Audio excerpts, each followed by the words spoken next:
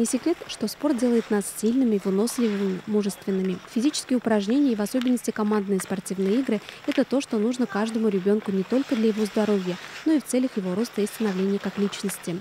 Благодаря различным проектам и программам у ребят из сельских поселений есть возможность приобщиться к зимним видам спорта.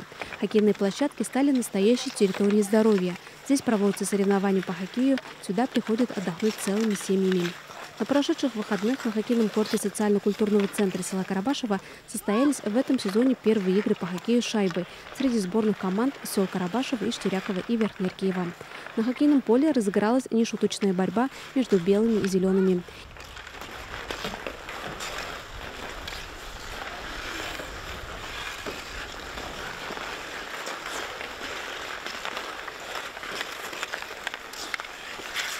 Игроки каждой из команд показали себя истинными знатоками этого вида спорта. Со счетом 6-1 команда белых обыграла соперников. Меня зовут Равиль Миникаев. Я ученик 7 класса гимназии номер 1 села Верхнеаркеево. Сегодня прошло соревнование по хоккею. Команда была Яркеева и Карабашева. Меня зовут Эдгар Джуловян, я ученик 7 класса, гимназии номер 1. Игра была хорошей, соперники были достойные. Выиграла наша команда Яркеева и играли против Карабашева. По итогам игр участникам были вручены медали и грамоты. Впереди целая зима, веселая пора со своими забавами.